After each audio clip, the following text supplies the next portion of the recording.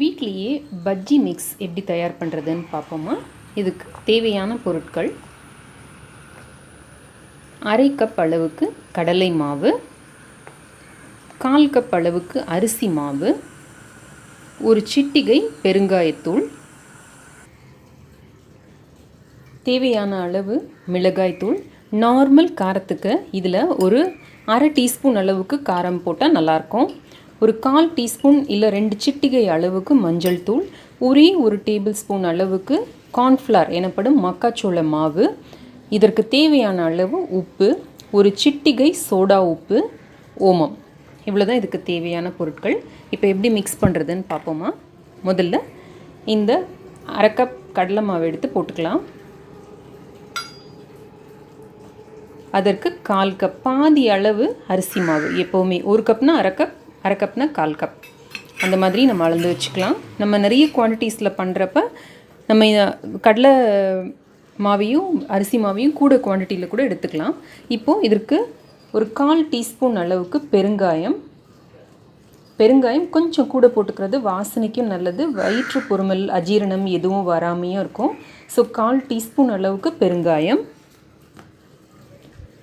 அரை டீஸ்பூன் அளவுக்கு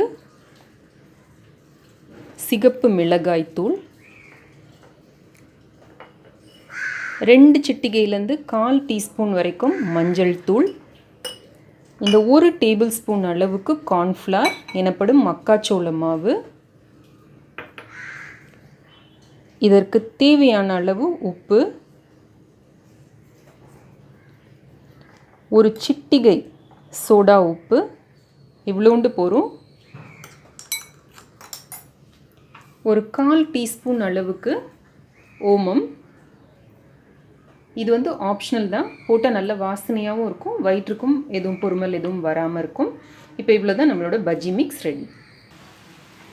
இப்போது இதை நல்லா மிக்ஸ் பண்ணிக்கலாம்.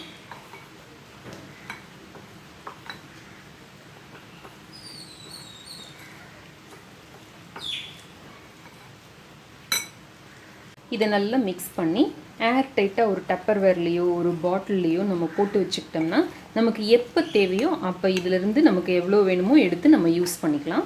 இப்போது நம்மளோட பஜ்ஜி மாவு மிக்ஸ் ரெடி. வீட்லேயே பண்ணக்கூடிய பஜ்ஜி மாவு மிக்ஸ், போண்டா மாவு மிக்ஸ் ரெடி. இப்போ நீங்கள் போண்டாவுக்கு வேணும்னா அந்த ஓமத்தை மட்டும் போடாமல் விட்டுக்கலாம். பஜ்ஜிக்குன்னா நீங்கள் ஓமம் போட்டுக்கோங்க, போண்டாவுக்கு ஓமம் போடாதீங்க. ஸோ நம்மளோட பஜ்ஜி போண்டா மிக்ஸ் வீட்டிலே தயார் செய்யக்கூடியது ரெடி ஆகிடுச்சு. ரொம்ப சுலபமாக தயாரிக்கக்கூடியது இது. மாவில் நம்ம இப்போ எடுத்துருக்கிற அளவுக்கு அரை கப் அளவுக்கு தண்ணீர் சரியாக இருக்கும். வேணும்னா நம்ம பார்த்துட்டு இன்னும் கொஞ்சம் கூட ஆட் பண்ணிக்கலாம். இது பாருங்கள், அரை கப் அளவு தண்ணி எடுத்திருக்கேன். இதை அப்படியே விட்டுடலாம்.